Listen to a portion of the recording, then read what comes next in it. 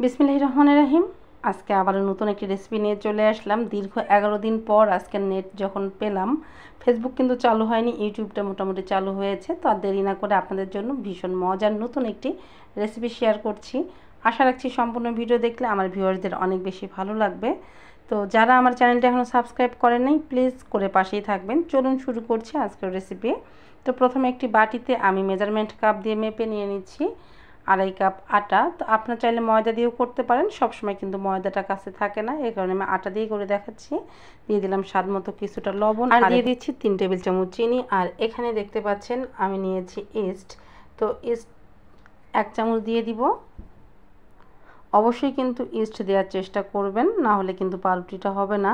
East দেওয়ার পর খুব ভালোভাবে হাত দিয়ে ডলে ডলে সমস্ত উপকরণ মিক্সড করে নিচ্ছি। তো মেশানো হয়ে গেলে এখানে দিয়ে দেব আগে থেকে জাল করে নেওয়া ঘন 1 গ্লাস দুধ। তো এর কম বা বেশিও লাগতে পারে, আমার 1 গ্লাসেরও একটু বেশি লেগেছিল। অবশ্যই দুধটা কুসুম গরম হতে হবে, একবারে ঠান্ডা করে নেবেন না।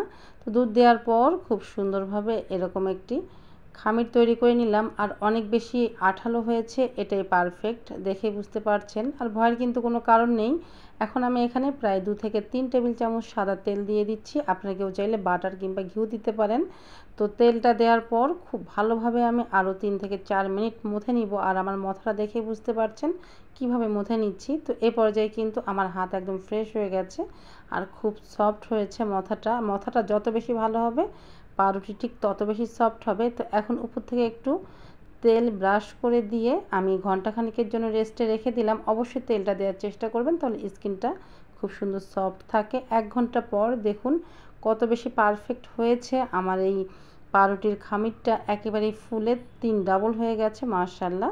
এখন এটাকে আবারও খুব ভালোভাবে মথে নিচ্ছি। আবারও বলছি, অবশ্যই কিন্তু মথাটা খুব ভালোভাবে হতে হবে।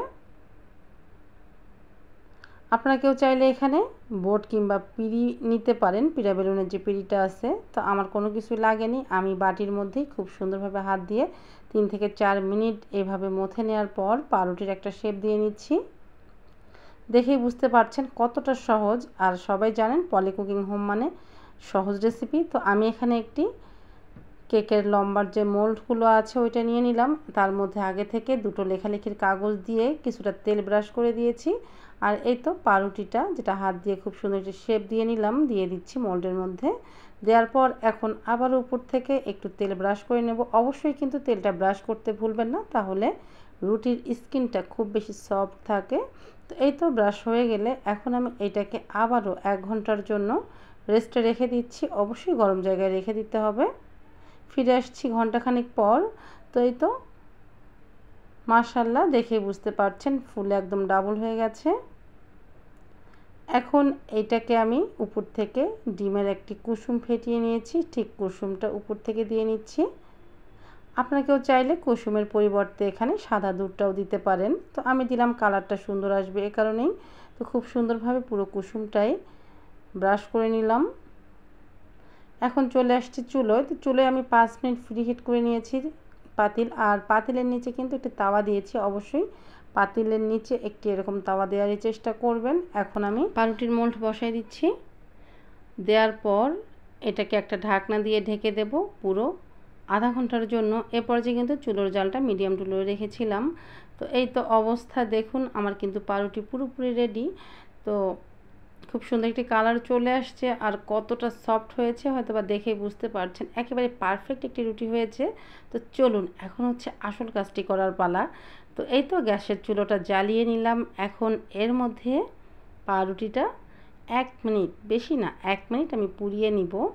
আর বিশ্বাস করেন ভিউয়ার্স, এই পোড়া পাউরুটির টেস্ট যে কত বেশি যখন আপনারা বানাবেন তখনই বুঝতে পারবেন। আমার বলার কিচ্ছুই নাই, আমি বিশ্বাস করেন এর ভক্ত হয়ে গেছি। আশা রাখছি আমার ভিউয়ার্সদেরও অনেক ভালো লেগেছে। তো এই তো হয়ে গেল গরম গরম দারুণ মজার আটা দিয়ে পাউরুটি, এবং কতটা লোভনীয় হয়েছে তা দেখেই বুঝতে পারছেন। চলেন এখন আমি পাউরুটির পিছনের অংশের যে কাগজগুলো দিয়েছিলাম সেগুলো উঠায় নিচ্ছি। তো এই তো এগুলো উঠানো হয়ে গেছে আর এত বেশি সফট হয়েছিল যে ধরতেই পারতেছিলাম না, বারবার মনে হচ্ছিল কখন যে পড়ে ভেঙে যাবে এরকম। তো ছিঁড়েই ফেললাম। ফাইনাল লুকটা দেখেন, জাস্ট ওয়াও, কিচ্ছু বলবো না। আচ্ছা, আমার ভিউয়ারদের জন্য আরেকটু বলে রাখছি, গরম গরম দুধ চার সঙ্গে খেতে যে কতটা ইয়ামি, বানাই কিন্তু অবশ্যই খাবেন। যদি ভালো লেগে থাকে লাইক কমেন্ট শেয়ার দিয়ে পাশেই থাকার অনুরোধ রইল। এরকম সহজ এবং নতুন ভিডিওগুলো পাওয়ার জন্য চ্যানেল সাবস্ক্রাইব করতে ভুলবেন না। ভালো থাকবেন সবাই, আল্লাহ হাফেজ।